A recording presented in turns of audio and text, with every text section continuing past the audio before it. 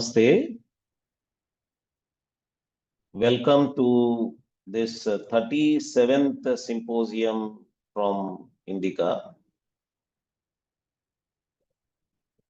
We have two formats of such talk presentations or talks that we organize. One of them is a conference. We organize conferences. Conferences are mainly they include presentations from those who have already applied in response to our call for papers. They send abstracts, we select some of them, and they present their papers after getting selected. Symposiums are those events where we invite speakers and they come and present papers. Conferences also include invited speakers, but that's only one of the components. But mainly, there will be paper presenters who are selected by us through the abstracts. INDICA, for those who do not know, is an organization dedicated for the preservation, protection, and promotion of Indian knowledge systems, culture, and traditions. INDICA has several platforms and units and components included in it. INDICA has INDICA Yoga, INDICA Moksha, INDICA Center for Soft Power, INDICA Center for Jurisprudence Studies, INDICA Classical Library, INDICA Center for Shaivism Studies, INDICA Center for Embodied Knowledge, and INDICA works with jointly with some bodies which are part of INDICA partly.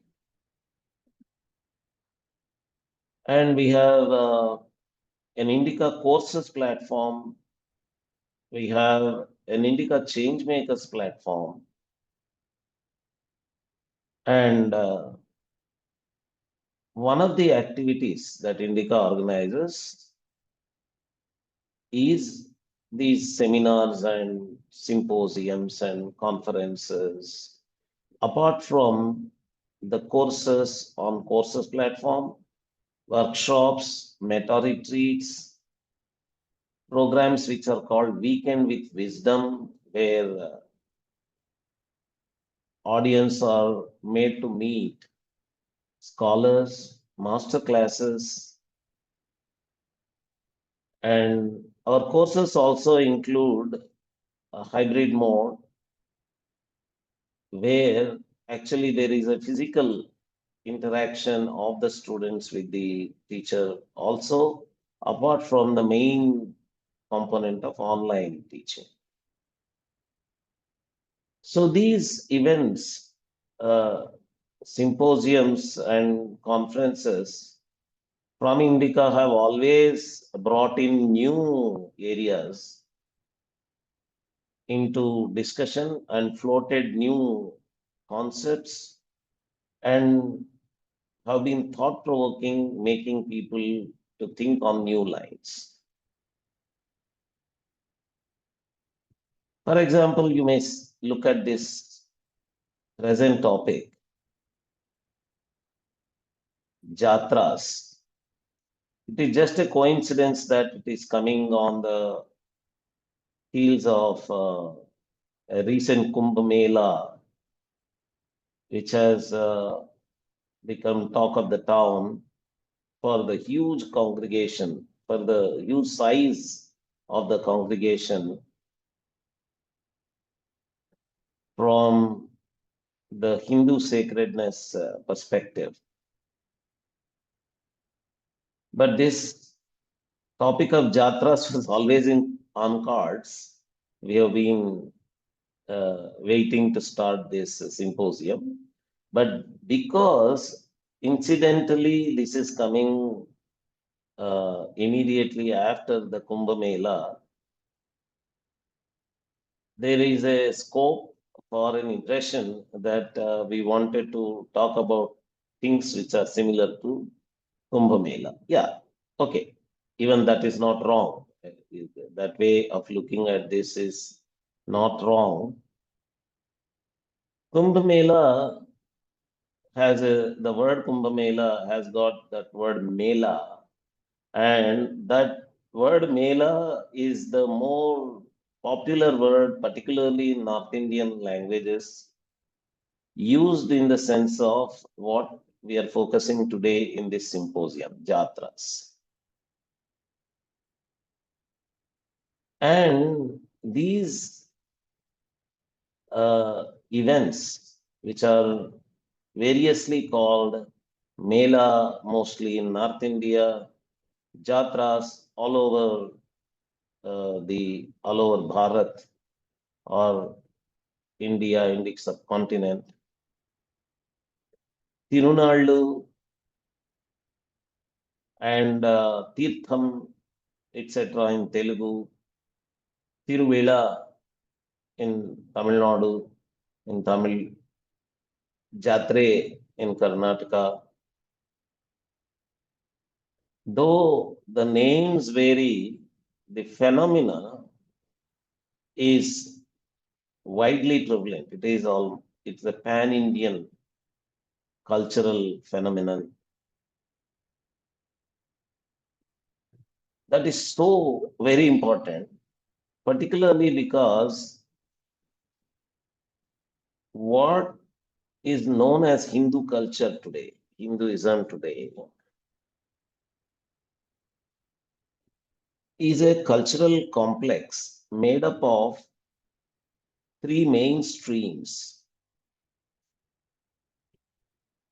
One is the very well known, the Vedic stream,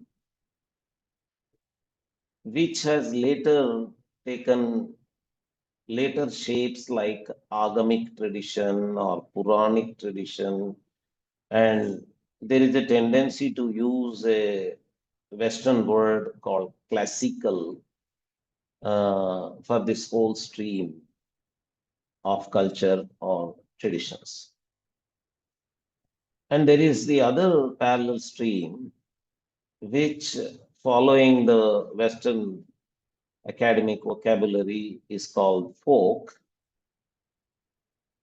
It can also be called, in various Indian languages, they use various terms for what is called as folk. For example, in Hindi and North Indian languages, the word lok has become very popular in the sense of folk. And you have the word Janapada, both in Kannada and Telugu. It can be looked at as the word Janapada comes from Janapada, referring to a village. In fact, for India and the neighboring countries in the entire Indic subcontinent, this division of cultural traditions, cultural aspects on the basis of city and village, urban and rural, doesn't work at all, because most of the Indian cities are big villages, and you have a lot of what is called as village culture in cities. During my talk today, later in the day, I'm going to talk about such Jatras inside the cities. And because of that, it is not very useful to call folk culture as a rural or village culture, at least within Indic subcontinent, or what in the Western academics nowadays is being called as South Asia. And you have the third component, tribal nowadays it is considered to be politically incorrect to use the word tribal, but we have the word as a component of the government word scheduled tribe, ST. But there are many Indian words used in reference to the forest dweller cultures. One that is becoming very popular nowadays is Vanavasi people. For some reason, the word hill dwellers also has become very popular in this sense.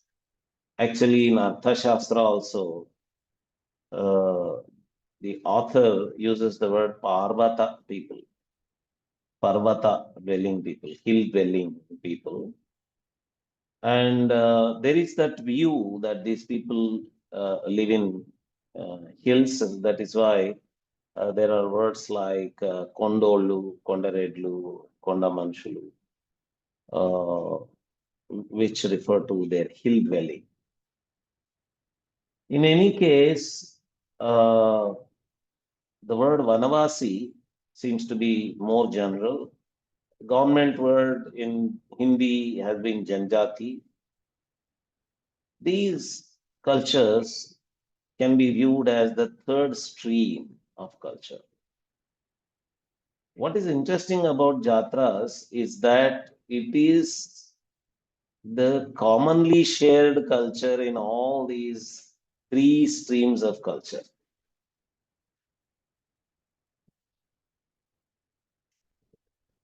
And it's not just common in terms of comparative similarity features among these three traditions.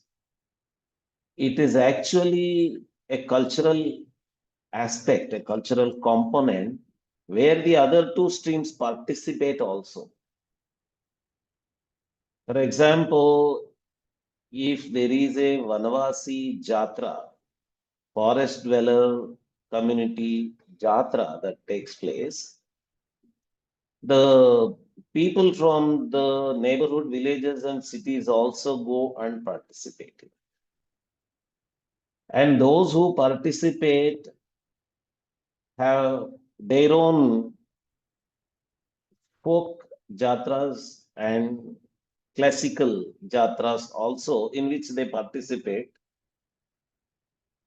Those classical and folk jatras are their own jatras, but they go to this Vanvasi jatra to participate. They become just part of it. Though the main leaders of the event would be the Vanvasi community themselves, the priests of the rituals, worship rituals that are performed, they hail from the forest dweller community only, and the main performer roles like the drummers and the music makers, and mostly they must be from the uh, Vanvasi community only, but as devotees, as immersive participants, people from the other communities also go there. Same with the rural and urban events, classical and folk events also. Though an event could be classical, coming from an Agamic temple, following Vedic Agamic rituals, the people from the folk traditions are the biggest participants there. In number, they are the biggest participants. And they play very important roles also in the Agamic Jatra. And same with the folk Jatra rituals.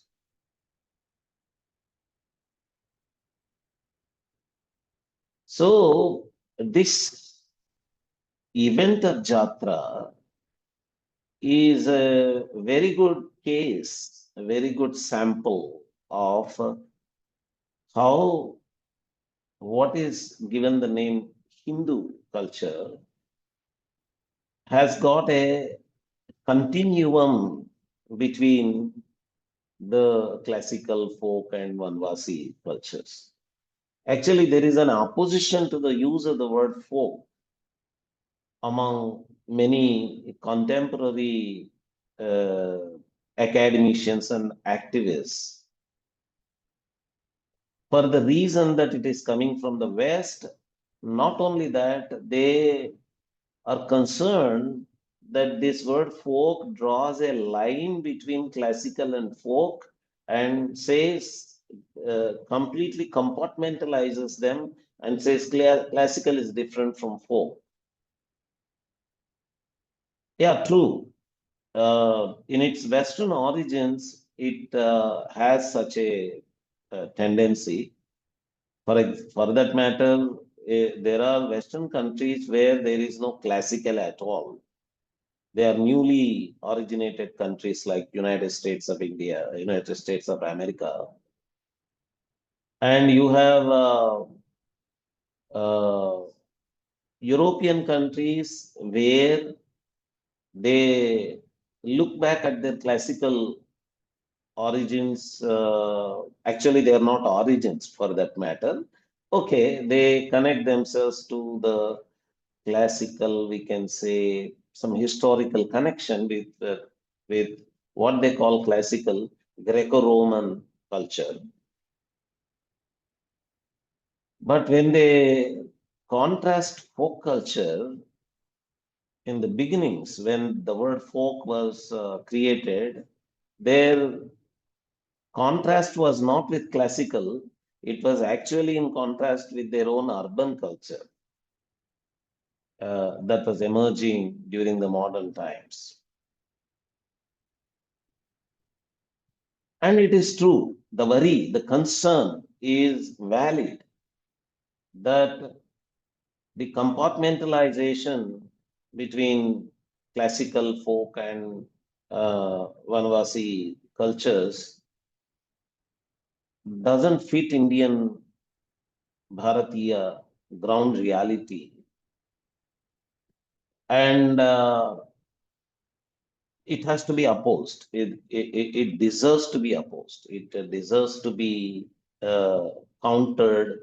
And the reality of Hindu culture, Bharatiya culture, Indian culture, which doesn't match with the distinction between classical folk and Vanvasi cultures, that distinction has to be highlighted. It deserves to be highlighted. That is why there is an opposition to the use of the word folk. That is true, that is valid, but at the same time, that can be done with the examples like that of Jatra only. When we show examples, when we talk using the examples like that of Jatra, then we can show how, why we are opposing the compartmentalization, why we are able to see that continuum among these strands of culture or traditions of culture. Jatra is a very good case, very good example for that continuum in exhibition, in demonstration.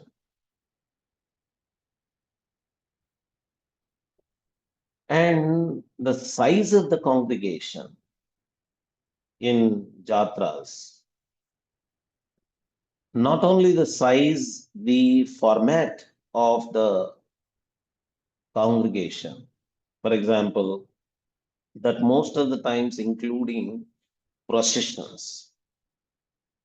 And these processions having a lot of performing arts included in them. The procession being a procession of performing arts.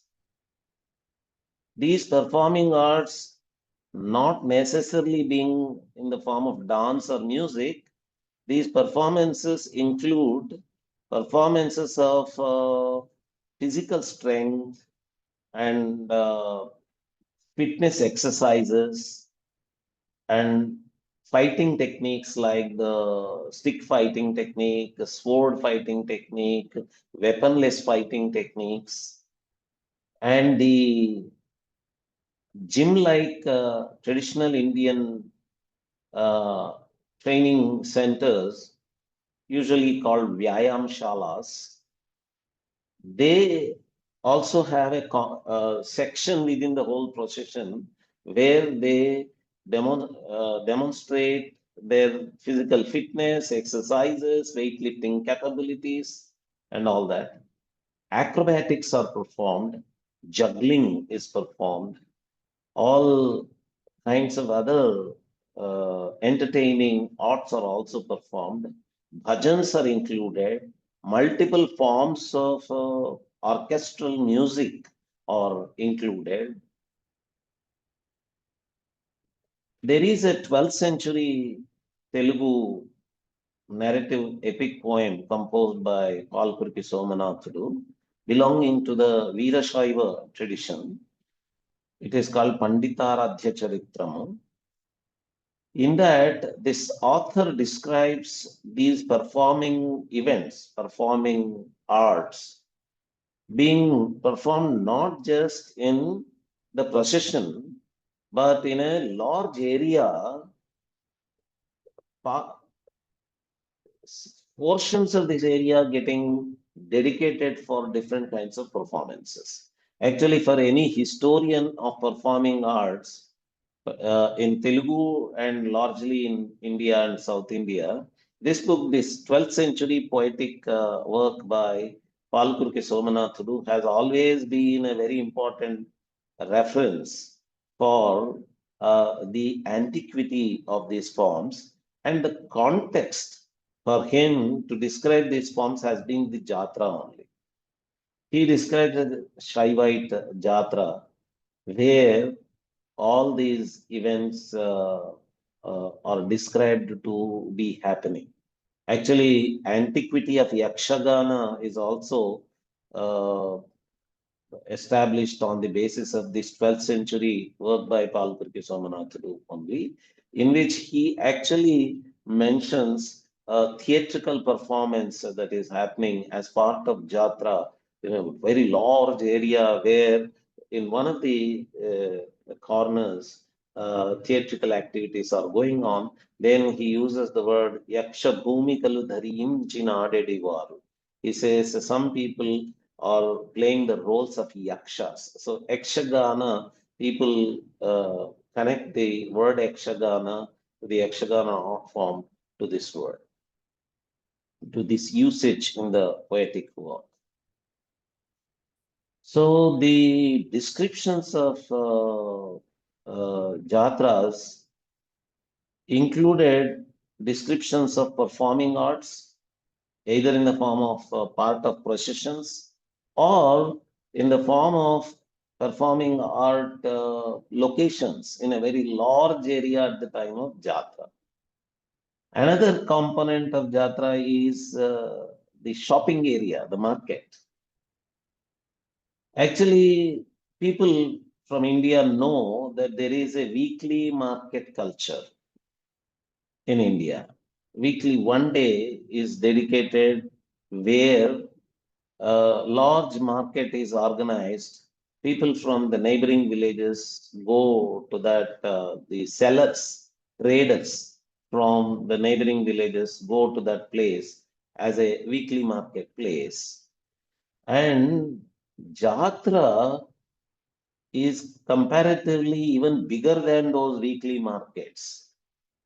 And people come for selling their goods, trade happens. And these traded goods not only include those who which support the Jatra activity, but it is used as a place where the traders find an opportunity to sell their goods to a large gathering.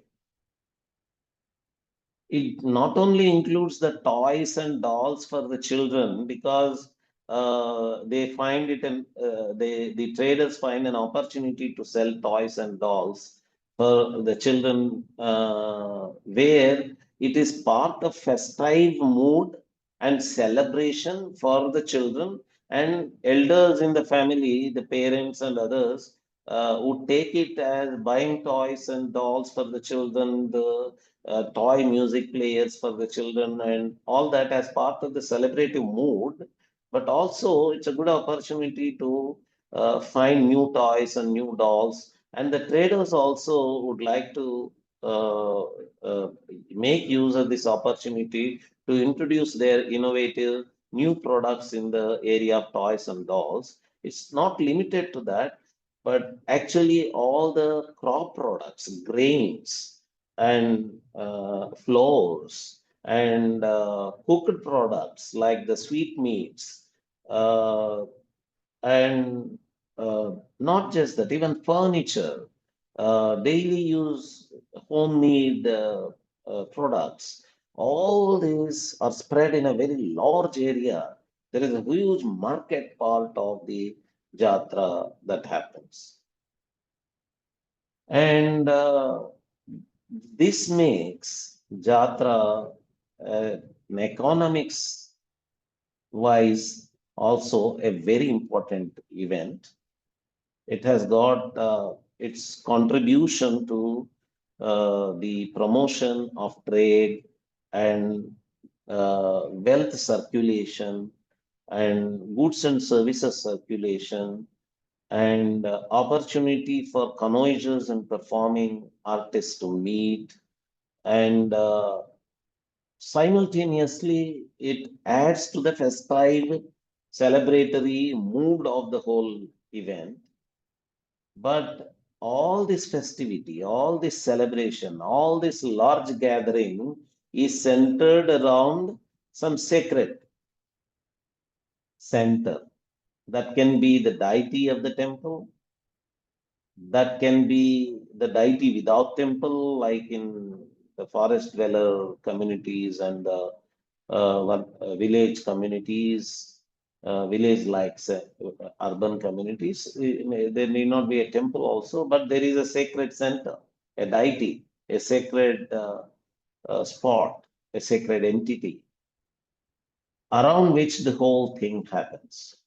So when we look at the economic aspects and the performing art opportunities and all these alone, it might give the impression that it is completely a secular event, or it has nothing to do with the religious aspects or spiritual aspects.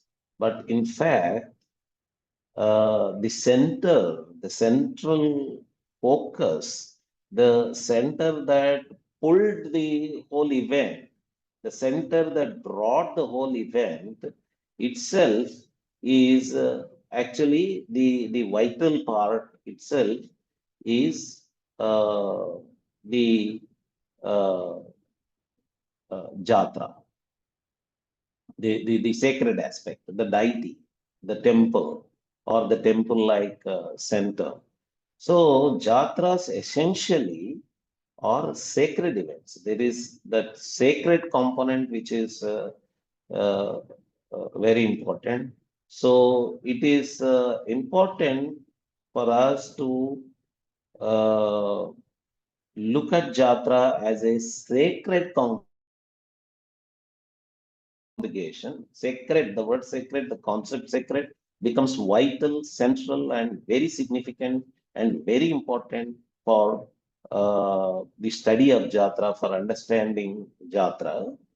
But the other cultural analytical aspects, like that being a continuum among various strands of culture, various traditions of culture, and that being uh, having economic and cultural aspects like connoisseur and performing art relationship, and economics of other kind, the trade, the business, and other things. All this has to be also focused on. So, with this broad perspective, we have invited wonderful scholars today. We have those who are focusing on the rural or tribal aspects of Jatra, those who are focusing on the Agamic and classical aspects of Jatra, those who are focusing on various regional forms of Jatra, and we have talk on uh,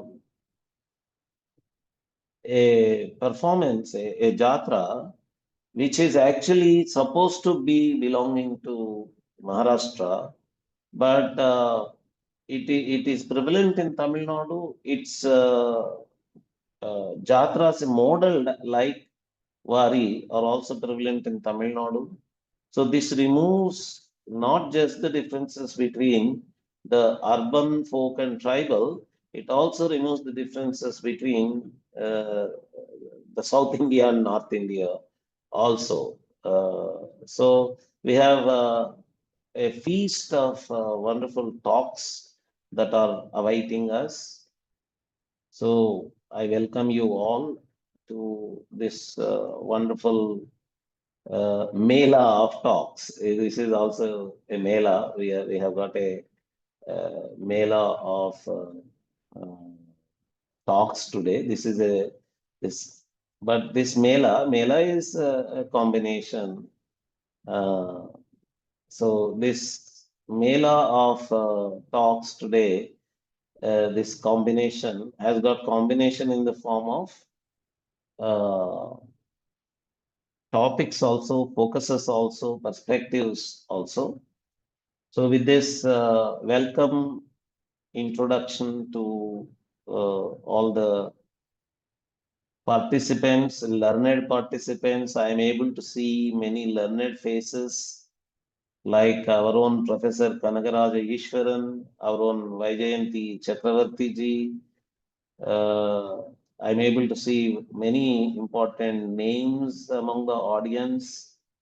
Actually, both Kanagaraj Ishwaran and Vaijayanti Chakravarti ji, who are fortunately among the audience today, were supposed to be part of the speakers today. Professor Kangaraj Ishwaran is one of the greatest authorities on this topic, but we were constrained to not accommodate him just because of time, paucity of time. We all the slots for the talks were filled by the time we were able to get his nod for participating. And we have our own Vaijayanti Chakravarti ji, who expressed her lack of preparedness for making a bigger talk. And we have many such important audience. So I welcome all the important figures and scholars and learned audience to this event. Uh, and I welcome all the panelists who have already gathered for this event.